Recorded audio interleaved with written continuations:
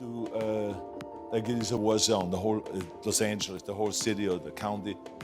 And the fact of the matter is it's maybe like 0.001% of the area of Los Angeles has problems and there's a protest. Yeah. And so I think that this is important for people to know, because I don't want all of a sudden tourism to suffer in Los Angeles because what they see on television, because the media sometimes shows it as if the whole Los Angeles is a big war zone. I just get very frustrated because we send those politicians to Washington to solve the problems. In all their eyes, instead of public servants, they're party servants.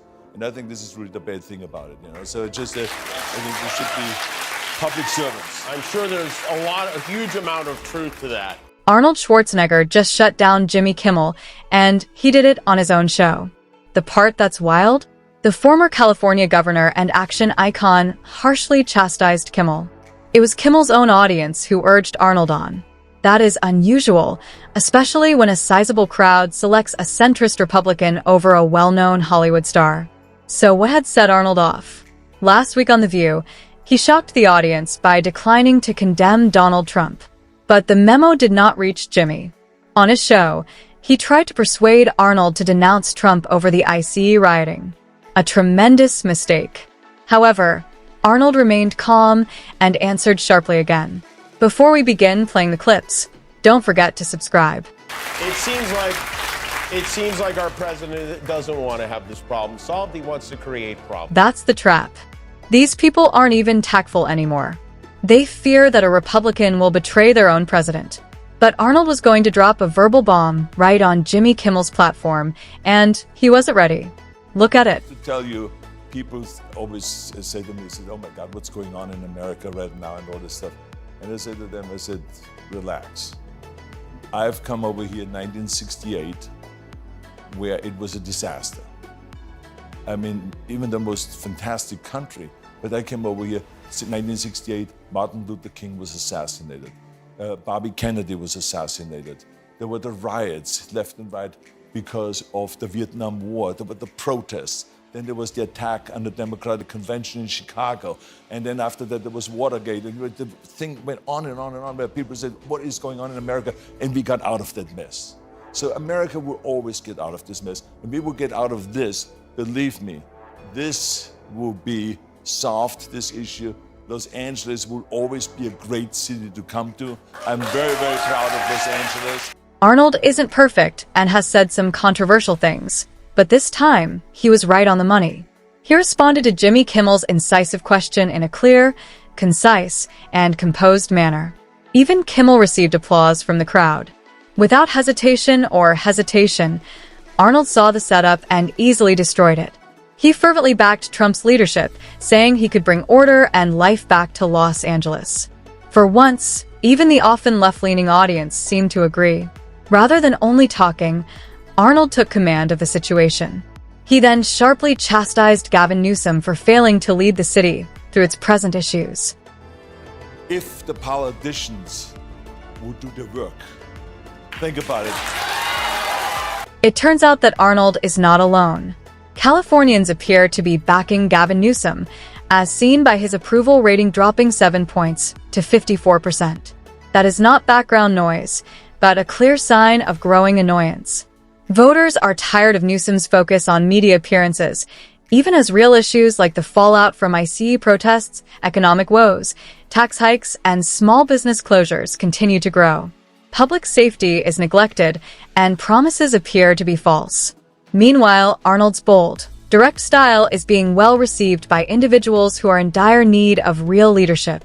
Just when things couldn't get much simpler, he fired again, this time aiming for the legacy media. What you're referring to is, of course, the protests that are going on everything in LA. that's going on. I totally agree with you, by the way, Jimmy, because they make it out to like it is a war zone, the whole Los Angeles, the whole city or the county.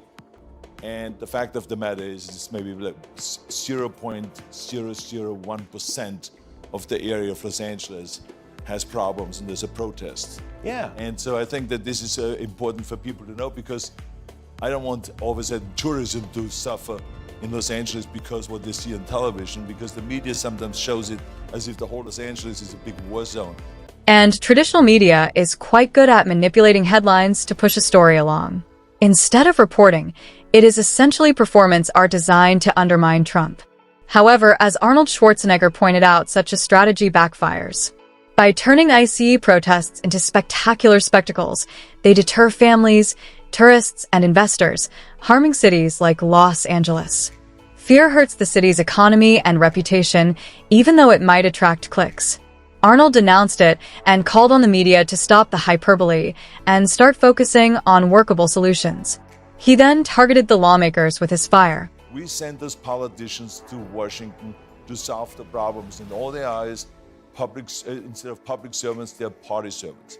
And I think this is really the bad thing about it, So it's just I think there should be public servants. I'm sure there's a huge amount of truth to that. The audience is taking pleasure in Arnold's many epiphanies. Just the unadulterated truth that hits near to home, without any filters or exaggeration. Politicians are more focused on gaining re-election than on acting in the public interest, even if they tell the truth. Think about Gavin Newsom. Instead of taking the initiative when California was engulfed in protests and wildfires, he played politics. He let the chaos grow in the hopes that it would hurt Trump, rather than restoring order during the ICE rioting. But in the end, it hurt regular Californians, such as families, workers, and small business owners.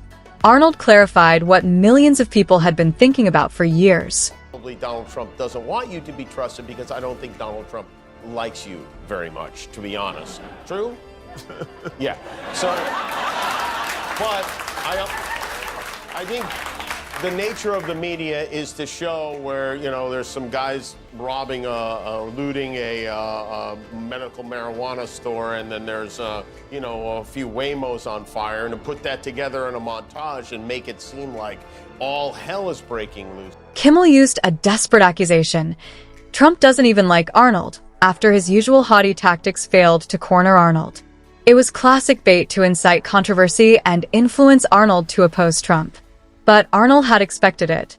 Clear-headed and calm, he steered clear of the trap and answered sharply, condemning the trivial politics that were poisoning our discussion. Instead of just sidestepping the arrow, he exposed the setup. The crowd loved it. Kimmel was left scrambling, and it looked like Arnold was the only adult around. And witness how he escaped yet another trap by watching this. Kimmel, like the presenters of The View, tried to use Arnold's immigrant background to emotionally coerce him into denouncing Trump. It's the same old tactic to use identity as a weapon and hope the visitor breaks. But Arnold did not flinch. He altered the situation and turned it into another master lesson while maintaining his composure. Not only is he an action star with a lovely accent, but he is also politically aware and familiar with the woke playbook. Arnold stays away from the spin, is aware of the dangers, and prevents the media from distorting his claims. In a time when even seasoned politicians make mistakes, his clarity is refreshing. Were you aware of the stop in the crowd? The noise was deafening. Arnold just told it like it was, and it resonated deeply. He didn't grandstand or yell. He boldly asserted that a country's whole population should be listed. It's not bigotry, it's basic national security. If someone arrives illegally or stays too long, they have breached the law. Simple. Arnold wasn't being mean. He was being honest. And the stunned spectators? Proof that they weren't ready. From The View to Kimmel's stage, Arnold exposed the scheming, rejected the emotional blackmail, and reminded everyone that genuine leadership means putting the truth above flattery.